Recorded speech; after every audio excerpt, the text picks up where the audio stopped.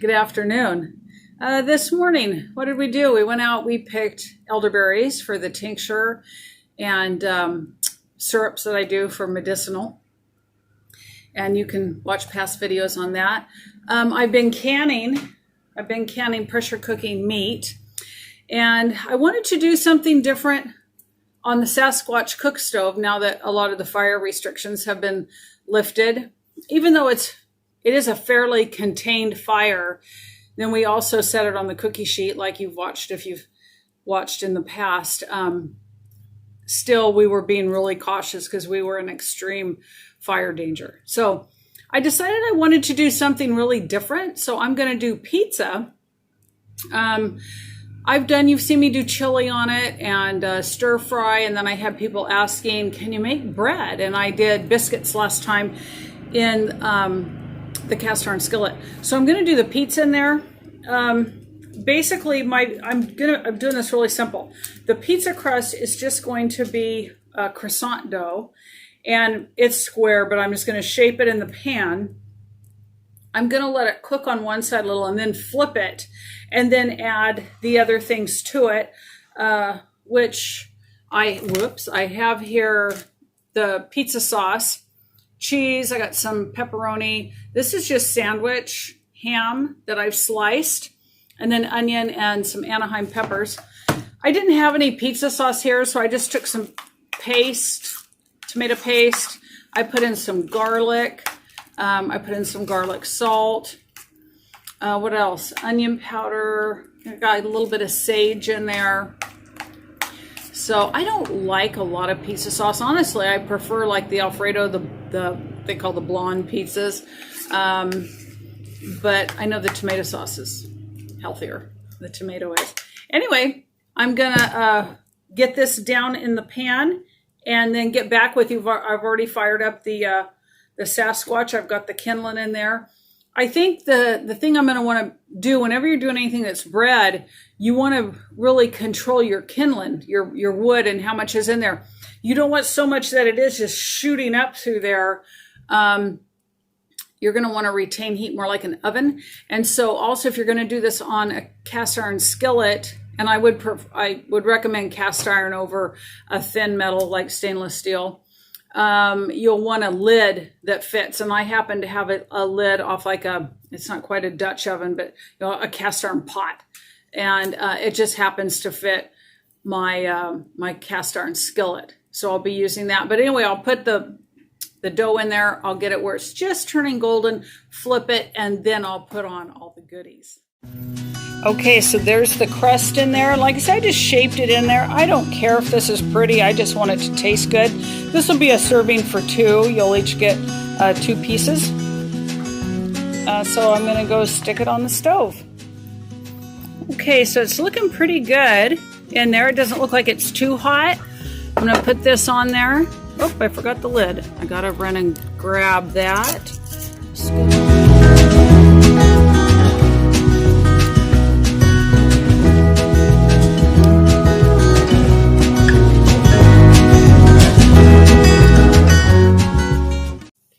Put on the pizza sauce.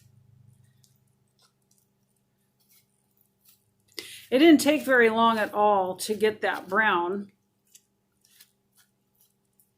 Maybe just a couple of minutes, really. Oh, well, it's probably about 4 or 5 minutes, I suppose.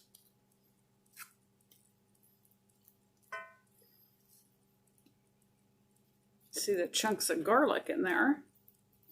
Now, of course, you can put whatever you want on your pizza.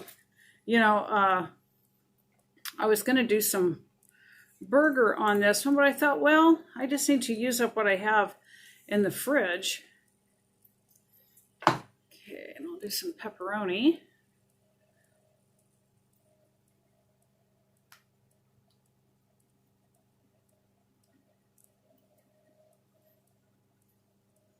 This should taste really good.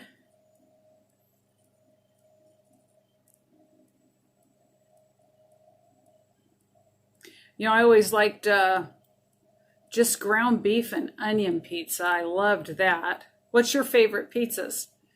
Drop me a comment below what your favorite pizza is. Okay, and then this is just some of that sandwich ham, whoops, that I cut into quarters. We like a lot of meat on our pizza. We're definitely meat eaters. I usually don't do that much pizza. I mean, that much pepperoni. Okay, and then some Anaheims and some onions. Then I'm going to put cheese on the top too.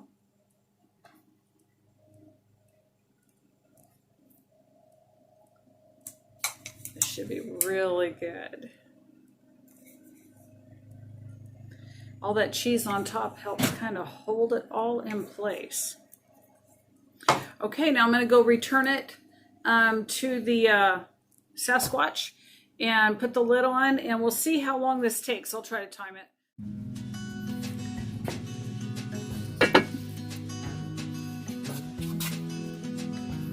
So far, we've been able to do this with just 3 pieces of kindling.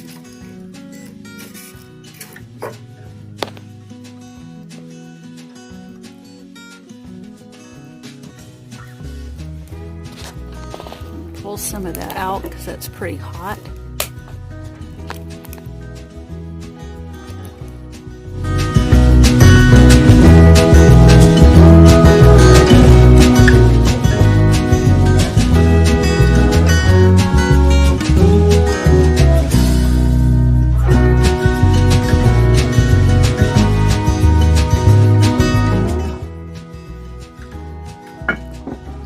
Okay, we're going to check the bottom.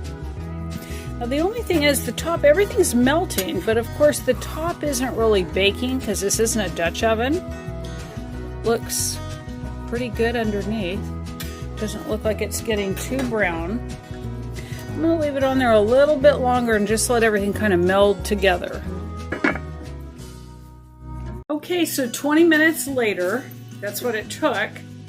This is the end result of the pizza. The problems that I see with doing this, though, the crust looks great. The crust looks really good. Everything melted.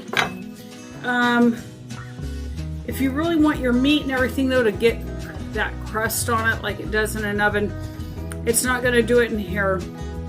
Unless you have a cast iron skillet that your Dutch oven lid would fit. And then you could actually put in some extra kindling. I did this whole thing with 3 pieces of kindling. So if you want the top to be browned, then I would put a Dutch oven lid on, put an extra kindling, get that hot and get some glowing first, and then that way when you put the lid on, you can put some of that kindling, the coals, up on the top, and it'll work more like an oven and turn this brown. But we will taste it and see how it tastes anyway.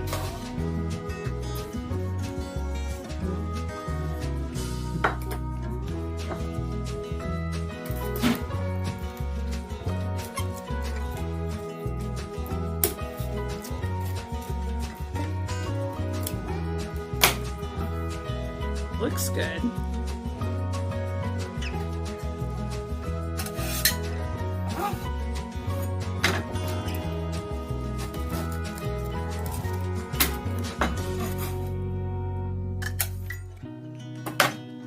We'll see how the bottom got. It looks good.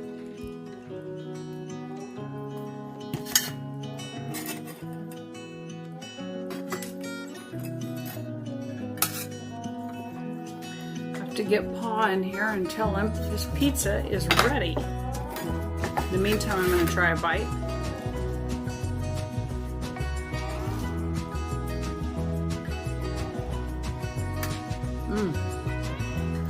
Well,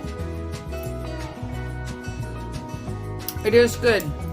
Even though the top doesn't have that brown. You know, some people like the top really brown, but everything does definitely melt together. And of course, your pizza meat's already cooked. I would do this again. It's good.